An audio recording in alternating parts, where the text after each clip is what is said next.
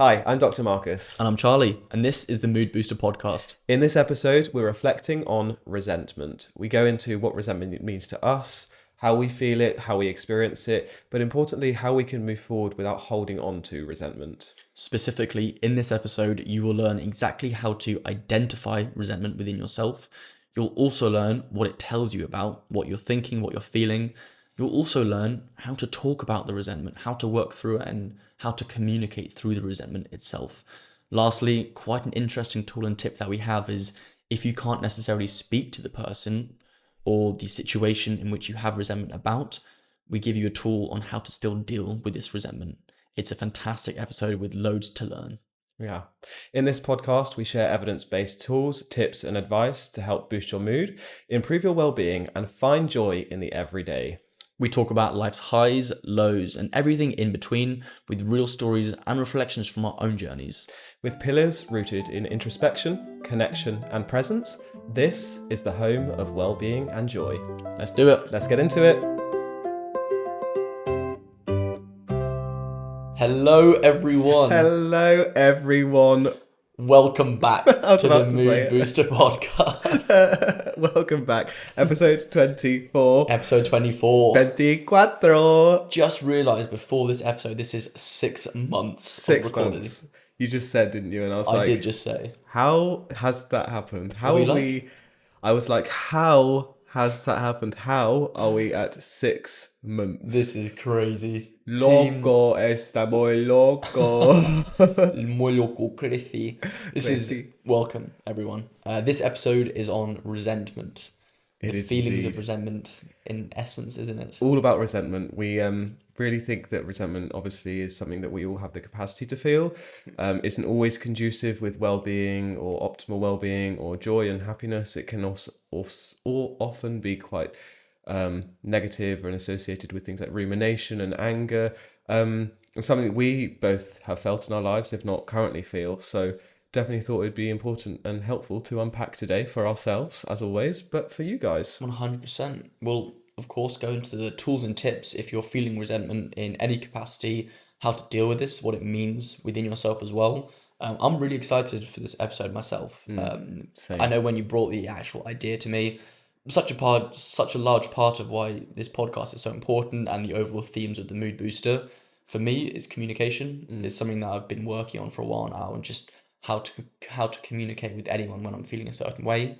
And we'll get into resentment, communication and everything, but for me it's really important because it plays such a large part of when that communication isn't quite there. It is, for sure. So I'm very, very excited to Exciting. see where this goes. Yes, so am I. I'm very excited. And we've got to communicate through it.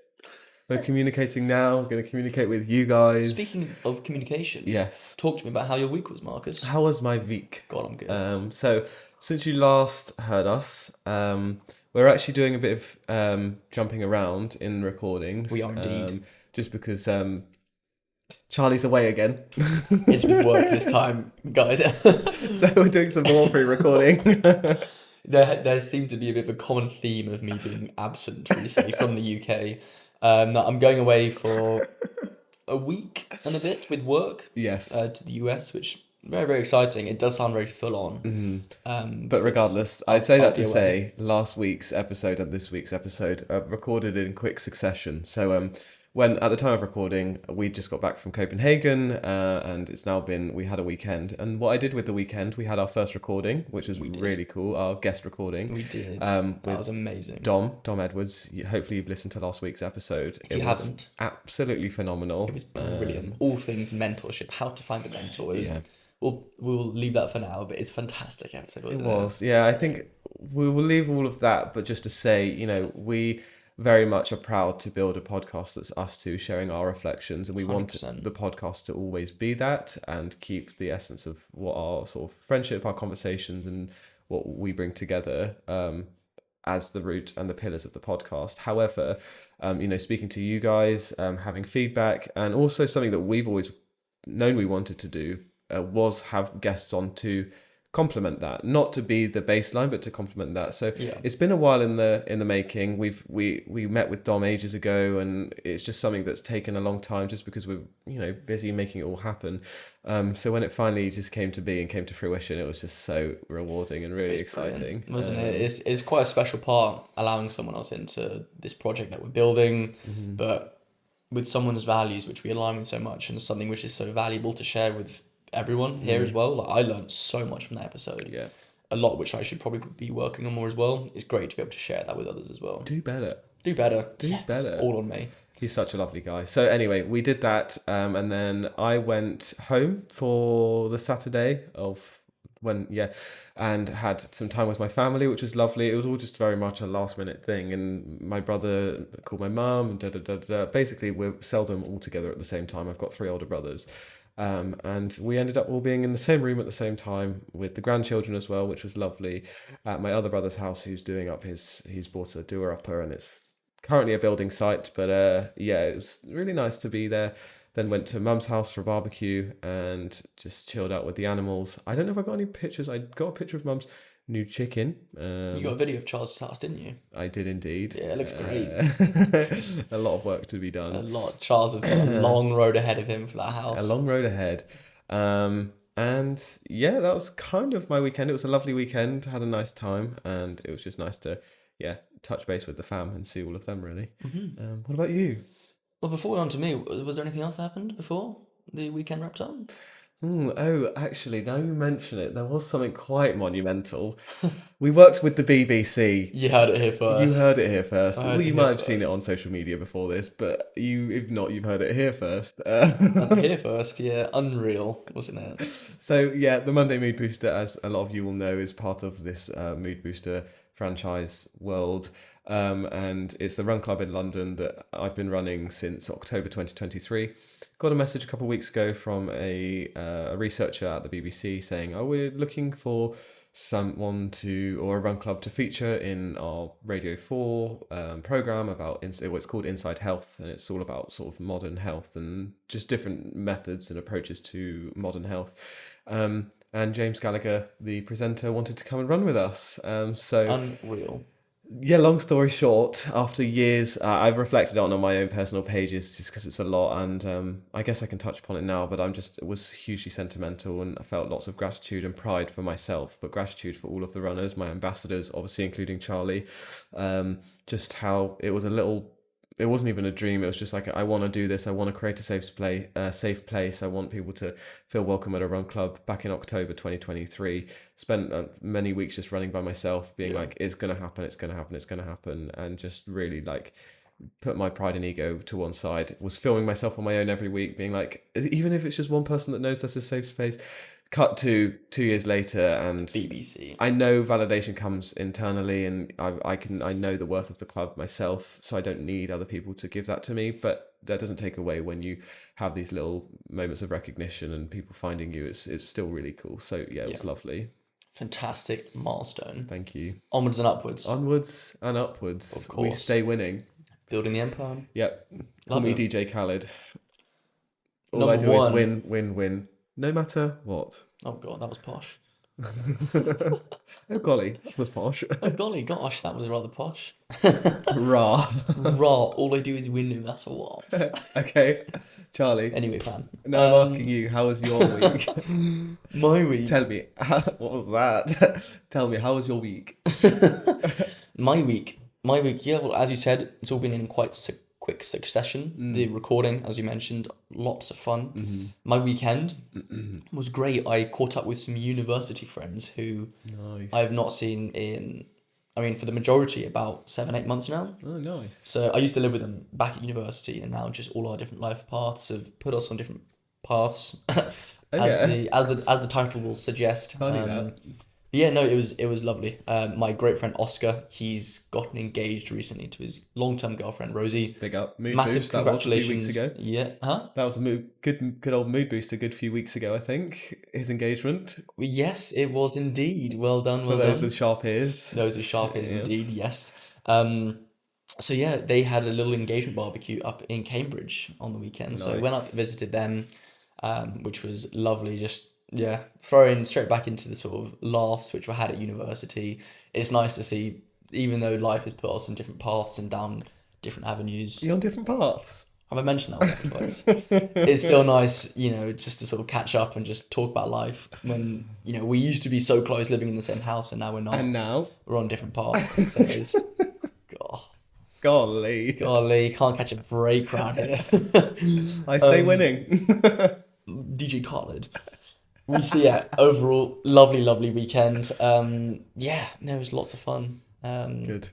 I'm trying to think. Big up Any the highlights? Snuggles. I'm trying to think now. Any highlights? I think for me, one of the highlights was the morning after we had the night.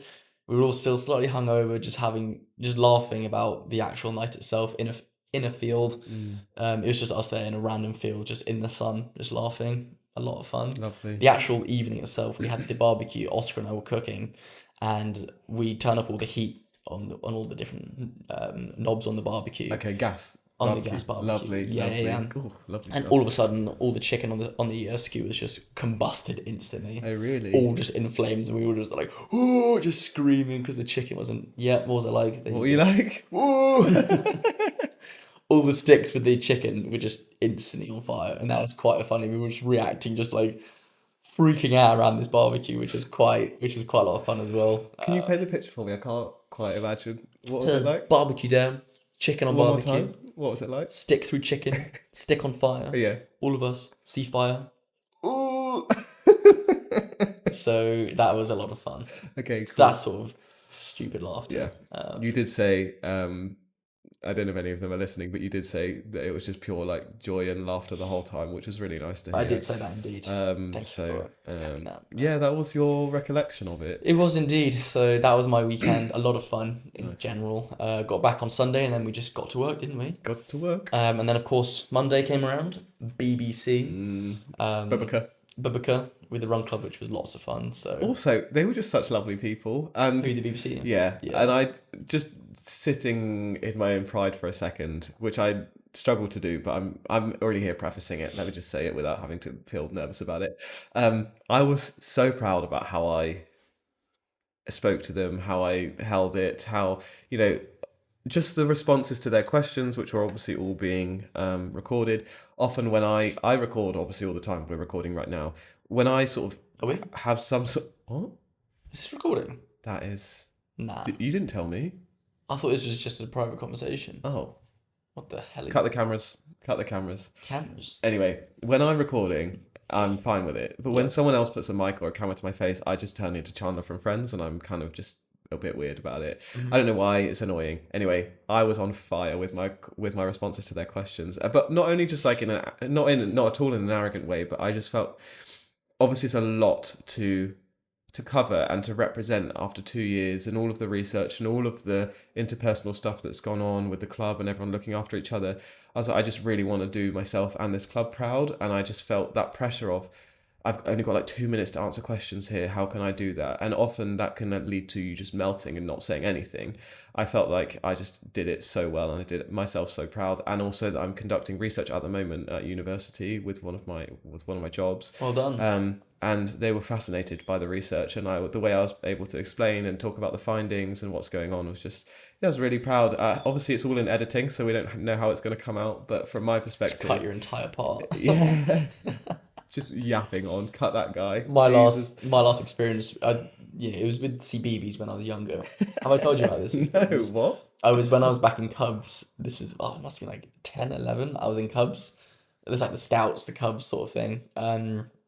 And we went to the poppy factory over in Richmond to make the poppies for Remembrance Day. Rip. And CBeebies came along. Who was that famous presenter from CBeebies? Angelica Bell? Nope. The guy. Jake, someone. No. The news round guy who's a Yes. Yeah, him. Okay, The I news can't remember round his guy. name. Yeah, I can't remember his name either. Anyway, he came Who's around. in I think so. Okay, yeah. And he was interviewing all the kids, and then he chose me to be interviewed about what the actual premise was, Yes. what we were doing. And he interviewed me. I was like, oh, this is great. It was talking about everything. I get in a car to be driven home by my parents, and they ask, how was that, Charlie? I was like, it was great. I spoke about the roses that we were building, about how the roses are really important. My parents turn around and say, roses, you were making the poppies. You didn't say roses, did you? I was like, oh, I did say roses indeed. And so we were then joking about how they'd put like a computer voice poppy over me saying the roses. So I never featured it, unfortunately, never featured I on the wonder computer. why. I got it completely wrong. Crazy. Not been approached by the BBC since. Yeah. So, Don't ask the dumb kid. oh, It's obviously a joke. Obviously. I'm really offended right Bit of now. pro-social teasing there, guys. Yeah. Charlie uses pro-social teasing as an excuse to say anything insulting. After he says that, I'm actually going to get really resentful right He's now. like, you're fat, your hairline's crap. Whoa. Pro-social teasing, guys. Do I ever say that? He's He completely doesn't, like, he doesn't, to be fair. I use an extreme as an you're example. fat and your hairline's fat. You do say the latter. I don't. Okay. Well, don't get resentful about it, okay? Oh, really? Yeah. Good segue. Do you ever get resentful? Resentful. Resentment? Resentment. Do you ever get resentful about that? I do indeed. Oh, God. Funny you should ask. Yeah. Are we talking about that today? I think we are. Let's do it. Resentment. So to answer your question, I definitely do get resentful. Okay. Resentment to me is a feeling of rumination and feeling, holding on to something, holding on to a past experience that's either incurred or happened from someone else's actions or a situation out of my control. There's a feeling of some sort of injustice there, which causes that unpleasant feeling of this has happened to me and it's not fair, and there's that unfairness, and therefore you hold on to it and feel, it's not exclusively, but you feel anger towards it, you feel rumination and like circling around it, and a feeling of whether you're actively aware of it or whether it's a deep-seated resentment that is harboring within. It's there, and it leads to sort of those negative feelings and not being able to let go and move on. For me, as someone who is, as we know, I'd make it very clear, sort of a very sensitive person, I hold on to emotions. I feel people's emotions well, I feel people's actions, and I internalize a lot. I feel a lot of gratitude in life. I feel a lot of joy and harmony, and when things go well, I'm like, this is amazing. Or when I feel connected with someone, I'm like, this is wonderful. So I feel those highs, but in line with that and the swing and the balance, I also feel I have a lot of sensitivity to injustice and a sensitivity to when appreciation isn't shown or things don't go well or whatever it is. I have that sensitivity there. So therefore, in line with that, I have the ability, and I definitely am someone who has had resentment in my life, or felt resentment, and I think it's something that I'm constantly trying to work. There's always things that crop up in life that can trigger feelings of resentment. And for me, it's something I actively work on, not on a daily basis. Like I don't live in a state of drama, but like I'm constantly working on to mitigate that and work on ways around of, okay, whatever this causing event is, or the event, the A of the situation is, it's a bit back, linking back to like CBT practices. Let me change my thinking of it to the B, to then my consequences the C. So let me work on that. It's interesting because to me, resentment, this is to challenge your point a bit, resentment is a byproduct of, it's why it's different to me than anger is. Resentment is a byproduct of maybe the unspoken. You've described it really, really well there with holding on to it. It's sort of, you said a word there, not resonating with it, but it's, inside of you, and you're like holding on to this sort of feeling, and it can wear you down. This is what resentment feels like. But to me, why resentment is there is actually a byproduct of maybe not speaking about something. So even if you're someone who feels things deeper, whether that's on one end of the spectrum, gratitude, or the other, hurt, if someone doesn't, or does, there's an injustice there, to me, the resentment would be by maybe a lack of action or lack of speaking about it to that person. I know we want to go on to, definitely, yeah, and I would definitely want to speak about maybe ways that we can, observe resentment and then deal with it. But in my own experience, resentment always comes from a lack of communication at least with other people. It comes from a lack of communication in that field in general. So to say, maybe I'm someone who feels resentment more, challenging you there, is it because, I completely get, because you feel things deeper, you can feel one side of the spectrum, the injustice, but to say that you feel resentment more as well, that's actually maybe something that you could take accountability on. I think you've jumped from point A to point like point 1 to point 6 there. Like there's a lot to unpack before you get to how you act on those feelings, and to like understand what it is and where it comes from in the first place, to then decide how to act on that. I think resentment can come from, and it definitely is perpetuated by not speaking. But that feeling in the first place, or that noticing of the injustice, is something that arises in everyone, and therefore is worth noting and worth processing and worth understanding on a deeper level before, which we will get, I think is important to discuss, of like, okay, then, well, what do I do about that? How can I mitigate that? How can I stop that? But you don't think resentment is actually caused by that lack of communication? You think it's furthered? I think it's perpetuated by. I don't think it's necessarily caused by, because people can hold resentment without even realizing they hold resentment. So it's not just about the communication. It's about sort of the internalization. It's about understanding your emotions as well. It's about understanding, okay, I'm feeling this anger towards this person, or I'm feeling like I don't want to speak to this person anymore. I'm feeling let down by this person. Why do I feel like that? And then if you look inwards a bit more, and that's why there's a few steps before the communication. I think the sort of introspection, for example, is actually understanding, like, resentment's such a complex thing, and it comes, there's so many, it's not necessarily this person said this thing to me, therefore I resentment. There's so many things, like you think in families where children resent their parents for raising them a certain way, and they don't even realize until they go to therapy, and they're like, oh, actually I didn't even realize that, my father said this to me when I was 6 years old, and that's now given me this feeling of whatever it is. Those things are all sort of can be harbored in resentment, that require us to first do a lot of work to understand what that resentment is in the first place. Yes, of course, then we can communicate, but also there's many occasions when, for example, I'm not saying this is the case, but my dad is no longer here. There might be resentment that I hold towards him that communication won't necessarily fix, and therefore resentment isn't just about communication or lack thereof.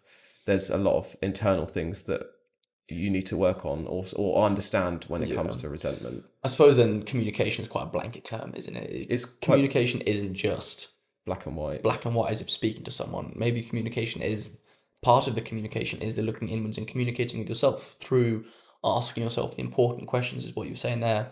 Right, what am I actually resentful about? What has annoyed me? What does that tell me about that thing? And maybe you can flip it on its head.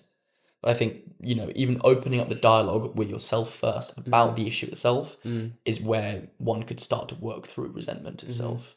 As you said, it's very, very complex. It can often not just be binary about what someone said to you. It can be about a situation, about someone you can't speak to anymore as well. And I'm sure there are ways that you could navigate dealing with resentment for people who you don't want to speak to anymore. Yeah. Like for me, there are people who, in my life, things have been done so badly to me when I was younger. For example, there were things just because there's many people involved and it's about my family as well, so I don't want to share things that my family might not want me to share. But when my dad passed away, there were things that other people did that were just abhorrent and awful to me and my brothers and things, and it was something that was just something you couldn't imagine people doing and having the lack of humanity to do.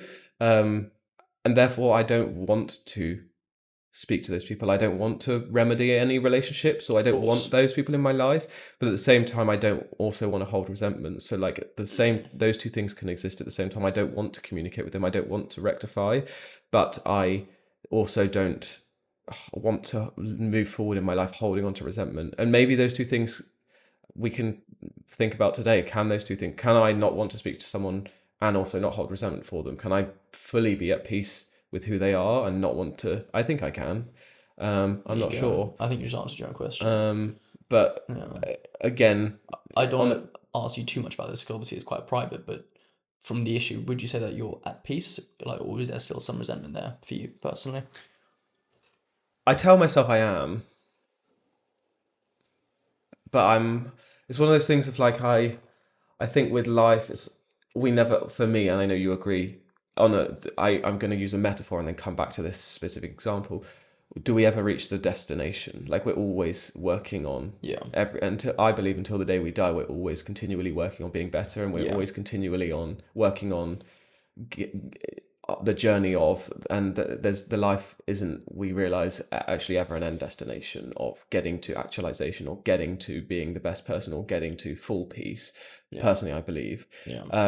So in that sense, if that is the metaphor, coming back to this, I'm wondering, is it a constant state for me to, or a constant process for me to be moving away from that resentment and fully being at peace? Because I tell myself I am at peace and I think I am. But then if I'm really being introspective and trying to ask myself and challenge myself and my beliefs about being at peace, I'm like, for the sake of playing devil's advocate, I'm like, well, if you saw them right now, how would you feel? If they were presented to me right now, how would I feel? And I would say, and I would believe that I would be, neutral and not speak to them. But if I, not in a like I'm ignoring that person, but just so neutral that I don't need to speak to them, and they would walk past me. But if not, if I had to speak to them, I would wish them the best. And I'm someone who, as part of letting go of resentment, have had to teach myself about, everyone is their own actor and everyone is doing, even though you completely cannot understand it, unless they're, I'm going off on a tangent here, but unless they're, a psychopath, they are trying to do what the best they can in their situation as well. And if I fully believe that, then I can let them fully hurt me and do what they need to do to me and be at peace with, I'm doing my best and they can just do their best. And yes, it might have hurt me. They don't need to be in my life anymore, but I can also be at peace with that and let them and wish them well moving forward.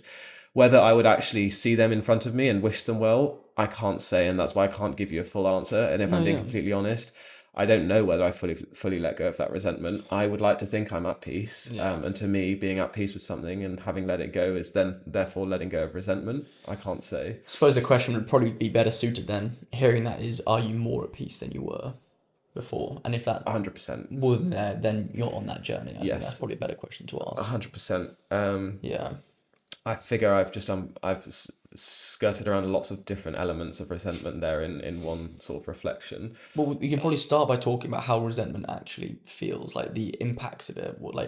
Resentment itself, it feels, you described, I can't really recall what you said, but you describing what resentment is to you. It's the rumination. The rumination, that's such a big one. It really sort of, to me, resentment, the actual feeling of it, how it's different from anger, because to me, resentment is a little bit different. They might feel in some certain ways quite similar, but resentment itself is the rumination, is the playback, it's the going over and over in your mind with different scenarios. Quite a good indicator for me to know if there is resentment present is if I am not making up situations and like things happening, because I don't just sit there making things up, but if my brain will conjure up a scenario in which I get angry at this person and be like, well, that just doesn't make any sense, and that's not happened, I'll be like, right, my brain's actively making up something which hasn't happened yet.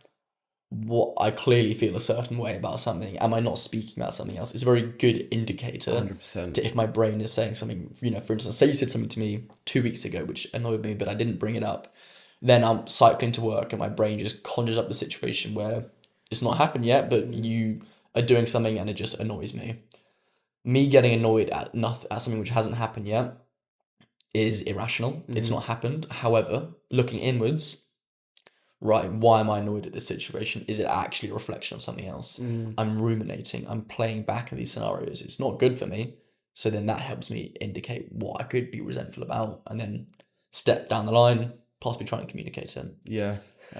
That is rumination, is the, like you say, is the repetition, the sort of passive repetition of replaying and re-going over a specific event or a specific trigger that is associated with those negative feelings of anger and harboring those, and also associated with that form of injustice and something that's been done badly to you. That's probably poor English. That's gone, an adverse experience, and that injustice, and then the rumination is the replaying and the going over and the re-going over passively in your mind, which then the rumination perpetuates those adverse feelings. It contributes to feelings of distress, anxiety, lack of contentment. No, just contentment. Yeah, sorry. Content, not contempt. Okay. Yeah.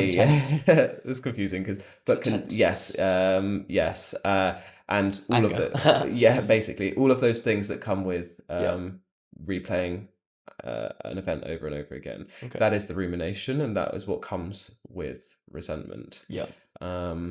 It's then Can't be good for you, can it? no. Well, that's the thing. Research does show the different studies, and some we've pulled up here. Resentment is linked with high blood pressure, cardiovascular strain, reduced immune system functioning. And this was a book published in the 90s by Williams and Williams, but their studies within this book showed different studies have found that resentment and anger associated with resentment was associated with all of these adverse Crikey. outcomes as indicated, by in the participants. Like I say, Yeah. even increased levels of cortisol, for example, which is the stress hormone. So increased stress, increased distress. Yeah. Again, the reduced immune functioning, which cortisol is associated with suppressed immune system. So that makes sense. Again, high blood pressure, again associated with like all of these things are interconnected, but again are rooted and were significantly rooted in their studies from resentment and anger associated with the resentment. Interesting. It's why it's so important to, like, again, I say this with Pete with a bit of kindness, but try and take responsibility for your own resentment. As you said, it's telling me something about myself as well. I really want to later on in a little bit go on to how we can deal with it, but why it's so important to deal with it, or look inwards about what the resentment is telling you. Yeah. If it's literally affecting your health negatively, blood pressure, cardiovascular, your health is being negatively affected by this. Yeah. It's so important for you to be like, right, I need to control this. I need to at least not control, but take some steps to be able to, help with this. Yeah. Ironically, though, I think, which I know we touched on when we were discussing this episode before, is we can see from the evidence that resentment has a long-term negative impact on the long-term basis on your physical and emotional well-being. But ironically, we can also use resentment as a coping mechanism. So it's sort of a self-sabotaging coping mechanism. So it helps us in the here and now, but in the long run, it is ineffective for our well-being. And what I mean by that is resentment and feelings associated with resentment. If you think of anger, again, feeling ill against someone, ill will, again, jealousy, whatever it is, everything that comes with resentment is a lot easier to feel and a lot easier to hold on to than things like grief, sadness, letting go of someone. Say if you've gone for a breakup, you can do a lot of, it's a lot easier to feel angry at them. It's a lot easier to resent them than it is to fully come to terms with the fact that you've lost them and that you need to let them go. So sitting in that resentment potentially is a way of coping in the moment and remedying all of those deeper emotions that need processing but are too hard to process. So let me just sit in this resentment, let me sit in this anger instead. In the long run, obviously, as we see from the evidence, it's not helping anyone. Wow. But we get in that sort of self-sabotaging loop of, okay, well, it's helping me here and now. I don't want to do the hard work to go through the grief. I don't want to feel that sadness. I'm just going to feel angry indefinitely. Because it feels quite good in the short term to ruminate, doesn't it? Yeah, it feels good to feel like oh my God. like you have a point, that like short-term dopamine of, oh, this feels good, let me be angry because my point is right. High horse, all of those things. It's very, like, it is, if we're being honest, low energy vibrational state you're in. You're there ruminating, blaming. It feels good in the short term. It does, just the instant feeling, but the long-term impacts, as you've just said there, whether we use it for coping or whatever else it is, not only on our health, but our mental health as well and our well-being, so detrimental. So it's really, wow. It feels like, it's like any sort of, I don't know, like linking it to addictive behaviors or whatever it is. Yeah. It feels good in the here and now, and it's a remedying thing, but also at the same time, it's probably most definitely a masking response. It's masking, it's coping, it's a coping mechanism because it's allowing me to mask the harder emotions that I should be feeling through this process. It's better to feel, oh, I'm better than that person, they've done me wrong. I'm angry at that person, they've done me wrong. I'll never be like that person. They're down here and I'm up here. As opposed to, actually, I'm really vulnerable in this situation. And that's, at the core, really upset me. And I'm anxious, I'm sad, I feel lonely, I feel all of these things. And that's very much okay to feel, and to take that mask away and to allow yourself to feel those things. Such a huge part of what you just said there is labeling the emotion of what you're feeling. Is, for me, what a huge part of this is, and what we say with being present is trying to be aware of what you're feeling. If you're feeling these patterns of resentment, whether you're sad, you're distressed, whatever it might be, being aware of what you're feeling, just like saying, okay, I'm feeling this way, it actually sort of takes the resentment out of you, so you can observe it a bit more and be present with how you're feeling. And even just being aware of the resentment that you have. As I said, if I'm going over these situations when I'm cycling somewhere, I'm like, right, whoa, hang on. I feel resentful right now. What is that telling me? Yeah. Becoming aware of the resentment, in my mind, if we're going from step 1 to step 6, is the first step in actually dealing with it. It's just becoming aware. It takes the power away from it, doesn't it? It does. It's that awareness which is so difficult because it's so good to stay in it. And that's really potentially where we should have started, is actually first being aware that you feel that resentment in the first place. Noticing the loop that you're in. Noticing that loop and being like, this feels like something that has been going on for ages, or, you know, okay, I've been avoiding that person for so long, or I can't, even like a basic thing for me when I'm feeling resentful towards someone, I can't, and this is quite a niche thing about me and my behaviors, I struggle with eye contact with them, because on some level, obviously, I feel like an emotional disconnect, and I feel like a vulnerability. Eye contact is vulnerable, right? And there's a safe, for me anyway, in my brain, there's a safe space in eye contact. So when I just putting the whole link together, when I'm upset by someone, I struggle there to do that, but then I'm like, that was ages ago. Why am I still like, why can I not speak to them? Why can I not even hold eye contact? I'm ruminating. I'm resenting something that's happened. Is there something I can maybe think about in terms of that? And that's all stemmed from a behavior of, I don't want to look at them anymore. I've been in situations where I know people hold resentment towards me after arguments or whatever, because, you know, we've just never been able to remedy or work through. And it's not saying, oh, I've been able to and I'm willing to open the door and they're not. Like, I've had the same, vice versa. I've been in situations where I've just really struggled and still currently do struggle, which is why I say it's an active process I'm going through. On not holding on to resentment, I'm going through a situation like in this moment now where I don't want to say what it is, because they're, you know, people who are very much in our lives, but I am trying and working on not holding resentment towards behaviors that have happened in my vicinity or towards me as well. And all of those indicators I'm seeing in myself right now, not the eye contact, like feeling less of the thinking about it, because I have been working on it and I'm really not holding on to it so much. But I know I'm not fully at peace because those smaller things are indicators that it's still something I'm going through. As long as you're aware of the indicators and you can sort of stop the replay loop, that's where actual progress can be made. That's where you can begin to work through it.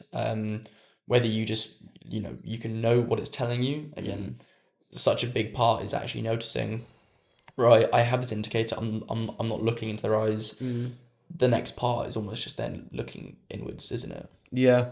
I think it then allows you to also think about, okay, if I'm looking inwards and seeing and noticing this, what is this then, like you say, therefore telling me about this situation? Or what is this telling me about that person? What is this telling me about me and my coping? That's it. So in this situation, if that person's done this thing to me, I want to base this in something that is not just hypotheticals. We are always open and honest about our experiences. And I note that the last two I've spoken about, I've not given specificity just for the sake of privacy for other people. Is there something that we can maybe, in the continuation of the conversation, that hold on to or like use as an anchor? Is there something between us maybe that we're fine to to share? We are obviously very open, and I don't want to not be. No, of course, I completely get that. I'm trying to think. That time's been resentful. It's tough because resentment can come back to such minor things when, like, what have you got one? I was going to say about our car journey the other week and how I was like, are you going to talk about how you're not doing this thing and then I'll be editing again? Which thing? Oh, my word. Yes, that's a good one. Example? Where were we? We were driving back from somewhere. Let's just have a moment out of the discussion just to give an example. So obviously we still joke, and I'm still joking about Charlie going on all these holidays. We very much know and want each other to have time off, and all of those things is extremely important.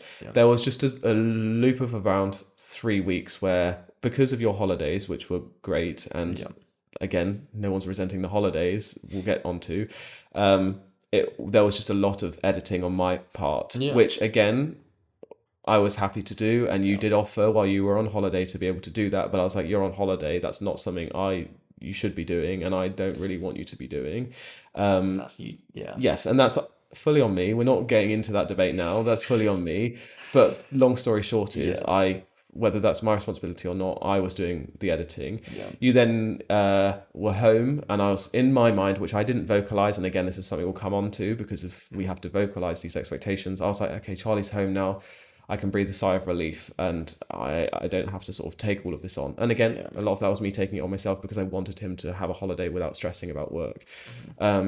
Then you came home and were like, oh, on this night, I'm going to go do this thing. And in my mind, again, didn't vocalize. I was like, okay, well, on this night, we usually do editing. And we also have a tight deadline for this next thing. And I'm in my mind, was like, damn, I'm now potentially going to be editing again because we don't have time to do it. And I'm just, in my mind, because I was holding on to having edited, that you were going to just go and do this thing and not account for the editing and not let me know. So I sort of said in a very sort of backhanded way, I was like, oh, okay, so are you not going to think about the editing, or am I just going to do all the editing again?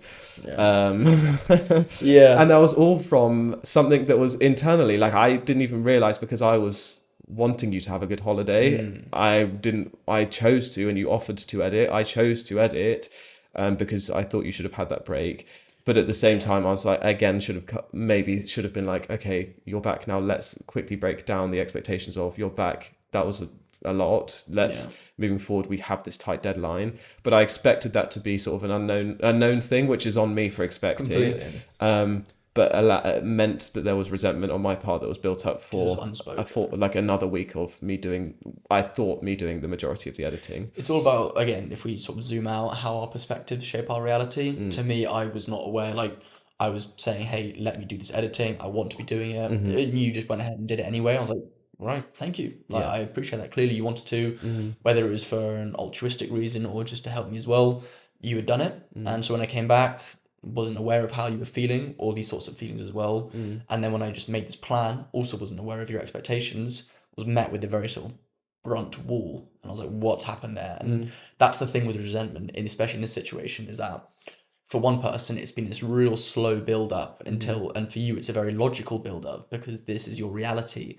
You've seen each thing add on and add on. And then slowly there's this wall, which you're then confronted with. And then because the wall's so high, you just make a comment, be like, right, is this what's happening then? To me, I'm like walking in this path and I'm greeted with this big wall. I'm like, what's happened? Where's this come from? I wasn't aware because that communication wasn't there as well. And it starts from first off, even realizing that resentment was there, which through the conversation which we were having, only did you actually come to realize that you had this sort of resentment about, you know, the sort of difference in responsibilities or the sort of difference in expectations that we had as well. But it came from, you only realized it during at least what I thought, during the conversation itself. And from that, we were then able to be like, okay, well, we'll use that as information and data, coming back to what we were saying. Of, okay, well, there's a mismatch here or there's not an imbalance, but like some, whatever, this is being done more on this part, this work's being done more by this person, and there might be an imbalance, or there might be just several weeks of that imbalance.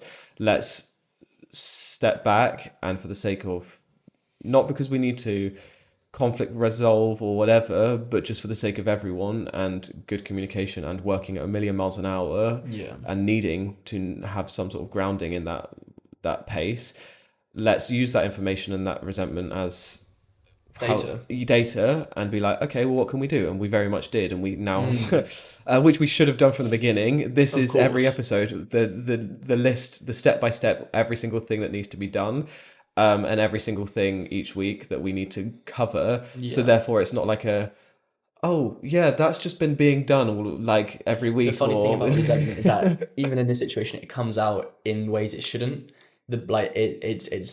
It's sort of spoken about and it has to be worked through because it's actually, the resentment itself is put onto something else, and you're like, oh, so you're going away again. The issue wasn't, I assume, about me going away. It's about the feeling of that imbalance with work. That was the issue. It wasn't actually about that. So when I heard it and was met with it, I was like, I'm well in my capacity to, you know, have my own social life outside of this project. But that wasn't the issue that you actually had. The issue was this sort of mismatch in expectations, in the responsibilities that had just seemingly to be happened. Yeah. That's why so much of this resentment plays into the previous conversation we've had on managing expectations and stopping that resentment from being built up. It's so easy to think in any capacity of friendship, relationship, whatever it is, oh, I don't need to be very formal about my expectations because hopefully this person gets it. Yeah. But when you aren't candid and honest with what you expect, especially if it's quite a big project, it's very easy for people to not actually have the same expectations and then resentment to build up. Yeah. Well, And so when you're met with it, it's just then that massive dissonance. You're like, whoa, what's happened there? And a prime example to further illustrate that is that night that you'd made plans. I had not rejected, but I turned someone's request down to socialize because in my mind I was like, well, I know this is the only night we have to do everything before this deadline. Yeah. Therefore, I'm not going to socialize. And I didn't communicate that. I just expected from my own interpretation that would be known and prioritized by you as well. Yeah. So then when that wasn't, that again, because I hadn't communicated that, I was like, well, that's frustrating because I've turned down something. And that's something that you easily took on. So then that was partly on me to say, oh, just so you know, this specific night, we are going, like, can we do this? Or just so you know, I've made that, because then all of those things is, again, it's so much easier to say that because it's setting a boundary, setting an expectation. Even if it's met with a no, you've got it out there first instead of it going further down the line, something happening like you having, you know, said no to this plan and then me saying yes to this plan without being aware that you had said no in the first place. And then when it had been made, the resentment coming out in a different way as well. So it's why it's so important, as you said, to ground what we're talking about in a good example, but then with what we did, well, what's this actually telling us? Were you annoyed about me seeing friends, being on holiday? No, it was actually you annoyed about this sort of imbalance of responsibilities and then you feeling like you were doing more. So it's getting that data and sort of looking inwards, but it's not easy for that to happen before as well. Yeah. For you to sort of, or for one to trail off with it. And speaking from my experience or my learning from that experience, let's say, I think the biggest thing for me is, and we spoke about this in managing expectations and why all of this is so interconnected and as part of life, it's not just like one topic and one thing, you know, is my frustration and therefore resentment came from me expecting things that I shouldn't expect. And not that I should be like lower the bar or whatever, I don't mean it like that, but like just because I have made that plan, why should I assume that you or anyone else would do the same? That's me and my brain, my sort of coping with a short time frame of like, okay, well, I can't fit everything in, so I'm gonna have to not have a plan. That is on me to set an expectation and to set some sort of a boundary, partly on me. I'm not, you know, partly on me to set that. It's never one way completely, is it? But... No, but moving forward now, with you and with any other situation, what's really helpful about this work and us always, as we say, learning and helping each other be better, of course, is knowing that in remedying or preemptively preventing resentment, because that's something else, is preventing it in the first place. That's the setting expectation, isn't it? Going back to setting those expectations, so you're not setting yourself up to be disappointed or for someone to let you down or someone to act in a way that goes against what you're expecting, because how can you blame them if you'd never let them know that was your expectation in the first place? Exactly. It all comes back to looking inwards and asking yourself the question, if we know that resentment has such an adverse health impact, our cardiovascular, our sleep as well, it impacts so much.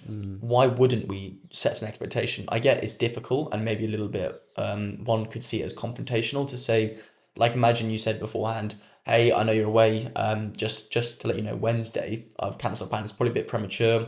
I imagine we're doing some editing, is that cool with you? That's setting an expectation so that you're not set up for failure. If then it was met with a no, we could then address that before it's happened, but it's the setting the expectation and it stops that resentment from being built up. But again, it's difficult to even recognise that resentment's there in the first place. But it's for sure something that I can see we're both working on a lot in this context, but also in our own lives. Of course. You know, I'm going through something else at the moment. in a different setting, context. Going through a lot, aren't you? Going through is hard. Oh, No, in a hard, different hard. context that I'm actively working on. Yeah. And something else is going back to the using that as information. Yeah. Sometimes you can't speak to those people, or sometimes Yeah. that you don't want to, and for whatever reason, like I said way back when my dad passed away, that using that as information isn't always something you need to act upon. Sometimes it's information that's okay. That's data for me about how that person is as a person. That's data for me about how that individual treats their friends. That's data for me about how that person prioritizes or doesn't prioritize me. And if that's a repetitive cycle, I also can just use that and not necessarily vocalize it and speak to them, because not everything needs to be remedied. Sometimes it's okay to let people go and to let things go. Yeah. So I'm in saying using that as data, I'm using that as information of, okay, I'm a bit like Mel Robbins always says, I'm going to let them do that, and I'm going to use that as information, therefore, for my power to know how I do or don't want to associate myself with or be around that person moving forward, or I don't want to trust that person or whatever. And I think you can think those things and let someone go and not want to trust them without holding on to resentment. Like, you can be at peace with and know that that's okay, that they're not trustworthy or they're unreliable or that they've let me down. It's not nice, but it's okay that that's happened. And I'm just going to use that as information to, whilst not being angry at them, because it also goes in line with, that's their journey, that's their perspective, all of those things. I also don't have to be angry, but I also don't have to continue letting them be in my life. And I can just shut that door, and that's completely okay. That's shifting the focus from them to you, isn't it? Yeah, 100%. It's looking at yourself. So much, again, for me, such a pivotal point in my last year, in the last 2 years, whatever it was just sort of shifting the focus inwards. It's not like an ego thing. It's more of actually asking yourself the important questions to work through things, whether it's resentment, a breakup, loss, whatever it is. It's looking inwards and shifting the focus from other people to yourself is what I've found very much a catalyst to the journey of peace. Is asking yourself the important questions. What does this serve me? What does this... So much when we externalize and blame, put onto others, it's really easy to stay in that loop. But when we look inwards, in this case with resentment, shifting that focus to yourself. So say it's someone that you don't want to speak to or can't speak to, looking inwards and saying, well, what does this tell me about myself? I can let them, I can control my reaction. What is this resentment telling me, and how do I work through it myself for my own benefit? Shifting that focus inwards is so important. I think, just to also clarify or build upon what you've said, is it's not just like, just to make sure there's not confusion there, it's not necessarily taking responsibility and being like, oh, this was my part to play in it. There might be some of that, but also on a sort of a larger scale, it's more about whether I have any responsibility or not. I am just looking inwards so I can work on, so you can heal my peace, my harmony, my worldview, my perspectives, because that's all you can control and all you can do. So like you're saying, let them do that. I'm just going to work on how I want to navigate moving forward and how I can act with empathy, act with compassion, and put myself and my happiness at a priority, and truly knowing, therefore, in asking those things and looking inward, is this anger best serving me? Ultimately, I'm allowed to feel anger because we all should and do feel anger, but how much am I holding on to it? And if I'm holding on to it too much, how can I move forward and be at peace, be confident in my actions, be confident in who I am as a person, have self-esteem, and therefore let what that person does to me slide away from me completely, and work on myself and continually being happy. And that's why it all sort of comes back to everything we talk about. It's the self-esteem, the joy, the connections, because it all ultimately comes from yourself and internally. Now, don't get me wrong, I do think some of it is not fully, like the book I've just read, The 4 Agreements. I highly recommend it. It's a really cool book. I think a lot of people already know about it. I'm very late to the party. It's released in the 90s. One of the 4 agreements of life that this book is saying is taking nothing personally, and don't take anything personally, because every single person is living their own sort of idiocentric reality, and therefore is acting from their beliefs, their understandings, and what is their player one perspective. And I do agree with that, and that it feeds into what we're saying here about you can only control yourself. But partly, I do think that we should acknowledge, and I want to acknowledge, some sort of, we are communal beings, and I myself want to strive for like collectivism and working together, like I said in last week's episode on mentorship. Therefore, I do think it's not just a case of let them do that and move on and only look after myself. When you're in a relationship, or when you're, a father-son dynamic, or two best friends or whatever, there is codependency, and there is mutual respect, and mutual shared values and goals and all those things. So sometimes it's not just about don't take anything personally and only work on yourself. I think there is space for you to take things a little bit personally, or not, personally, in a way of I'm going to hold on to this, but that's where we come back to. Then we can communicate, and then we can work together. And I'm not going to, yes, harbor this and hold on to this and sit here next to you being angry at you. I'm going to communicate with you, but at the same time, I'm not just going to be like, let him do this. I can only control my things. I think can be sometimes a bit too individualistic, and I think it's somewhere in the middle. Well, I think it's a balance of taking accountability for what part you've had to play and recognizing what impact that has on you. Such a large part of the Stoicism, not completely, obviously that's quite an extreme philosophy, but is not taking things personally. As you've just said, we live in a community. We are pack animals. We live in a community of people, so you can't just live by yourself. So it's important to recognize that. But such a huge part of growth is learning, what do things serve me? What part have I had to play? Introspection, looking inwards. That is the not taking things personally. And I think recognizing that and being privy is really important. Yeah, for sure. Nice. I've learned a lot there. No, it's cool, all in one thing. I think it'd be useful to try and funnel this. Yes. So, advice for letting go of resentment. Yes. Charlie? Yes. Do you want to take it away? Indeed. So, as we said in the beginning, notice the replay loop. Yes. Yeah. Secondly, ask, what is this telling me, and use that as data. Thirdly, is to talk about it and communicate about what you are resentful about. Additionally, if it's something that you can't necessarily communicate, maybe think about other ways that you might be able to communicate internally. So we've got it here as write and don't send. Yeah, lovely. And lastly, as we said, shift the focus from them to you. Look inwards. Yeah. Lovely job. So yeah, I think just to reiterate, the noticing first, as we've touched on loads, is really looking at, I'm feeling these adverse emotions over and over again. Like you say, I'm on a bike ride and I'm thinking of what's going on here. It's taking a moment to be introspective and noticing, actually, this is something that is replaying, and there's a loop of some adverse feelings going on here. What is that? And it's first, even to overcome resentment, we must notice it and realize that it's resentment in the first place. Completely. Right? Yeah. The second one is to ask what this is telling me and sort of find that, use it as data. So what we mean by that is try and notice some indicators of when you become resentful, whether it's your lack of eye contact. Are you replaying conversations? Are you ruminating? Use this as data. What is this telling me? What am I actually feeling? Try and write it down or say it aloud, and then know, what can I do with this information? So is there a boundary that's been crossed? What would I ideally have done in this situation, and what can I do going forward? I think in that as well, it's the why as well. Why am I feeling this resentment? Like, so what is the reason? What is it telling me about why, and what that either they've done to me, or what I'm unmet expectations or whatever. So then thirdly, we can talk about it if we can and want to talk about it. Whether that's internally talking about it and addressing it and figuring out, okay, I've noticed this resentment. I've figured out why I'm resenting. Now let me figure out in myself what I can do with that, and how I can, have my internal monologue of, this is what I can do with it and move forward.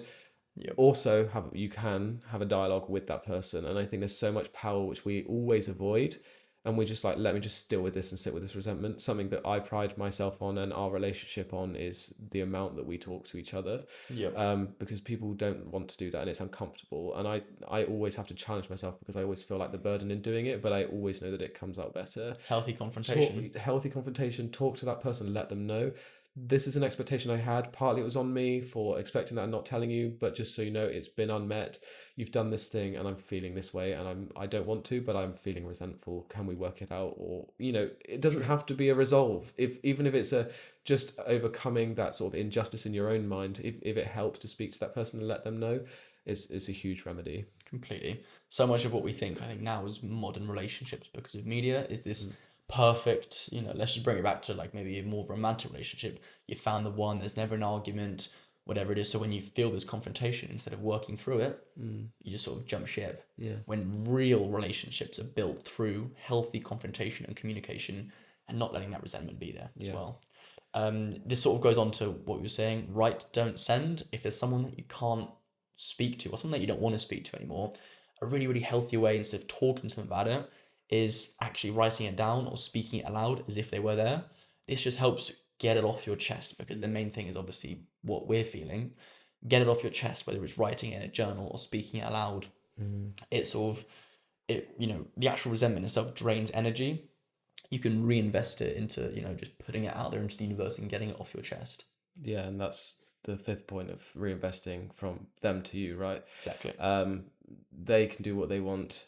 Let me work on myself and let me find my own joy, let me find my own happiness, and let me work on moving on to a better life, and a life that doesn't hold on to or harbor these adverse feelings. Yeah.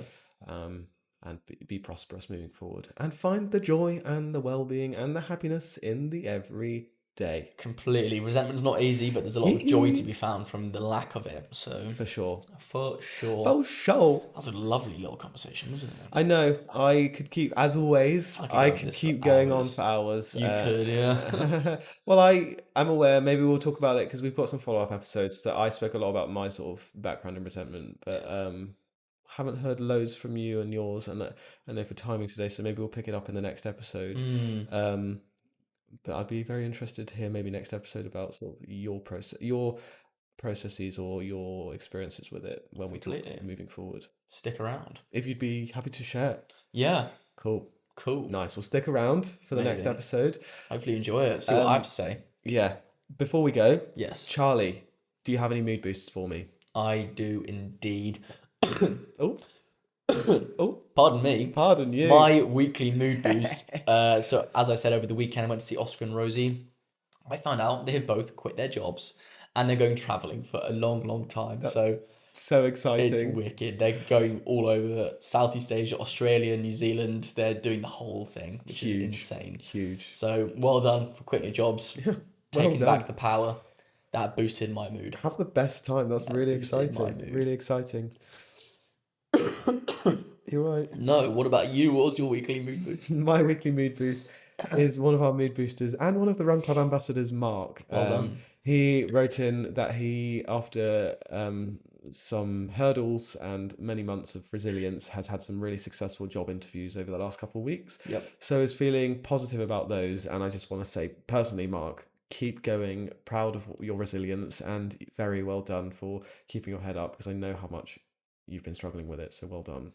Well done, Mark. It's fantastic stuff. Keep on going. Life is putting you on this path for a reason. It is indeed. Stick with it, Mark. What misses you was never meant for you. Exactly. Don't get resentful. Exactly. Don't resent them. Right. Mark, okay, thank you so much for listening. Hope you had a lovely episode. And yeah, I'll do some ASMR. Thank you for listening to the episode. We're going to turn the recording off now, so see you next week.